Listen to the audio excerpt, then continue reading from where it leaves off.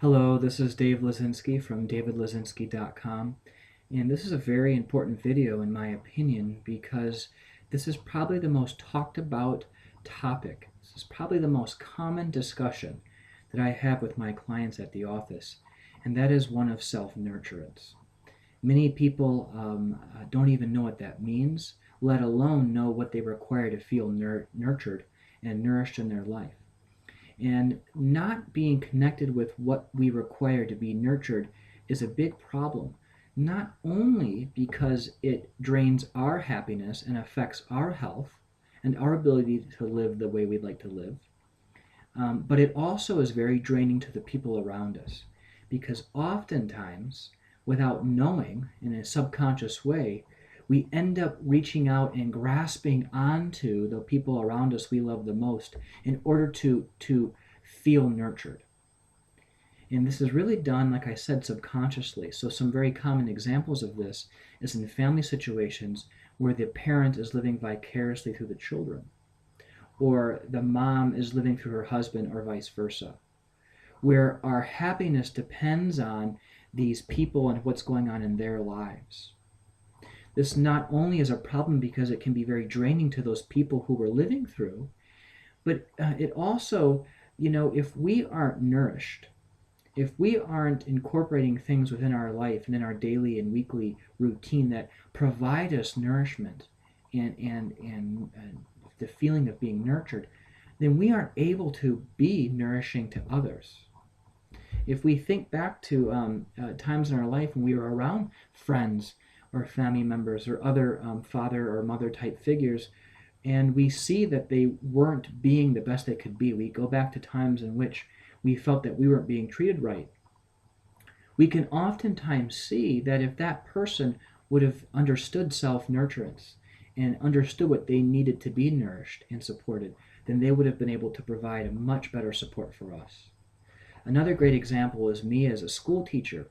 When I look back at my time as a teacher, I can see that, man, when my lesson plans were creative, when I was able to take care of the needs of the children in just perfect fashion, it was when I was taking care of myself outside of school hours.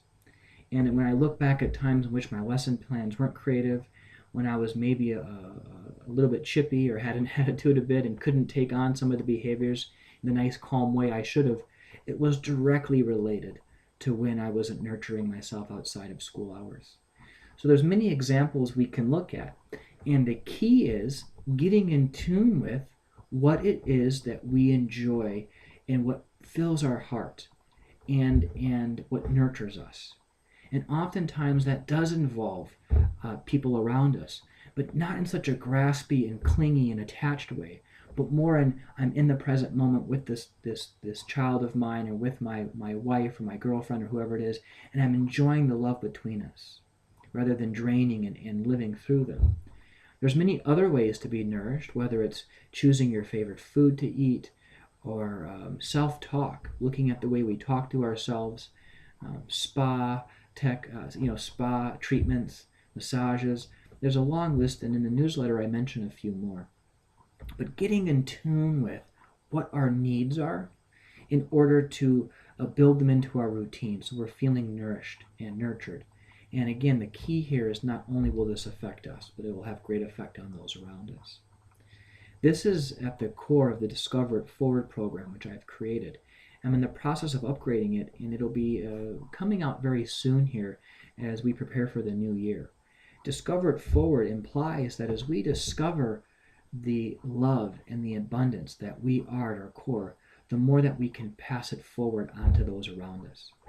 And in that program, I'm going to incorporate some pretty amazing healing techniques, a meditation practice that you will take with you, and tons of great information.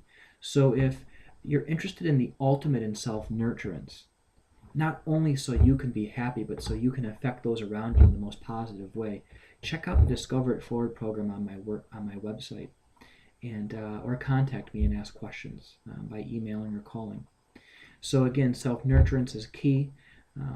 Check out the newsletter or blog in order to get a more detailed list of things you can choose to do to nurture oneself and enjoy feeling better.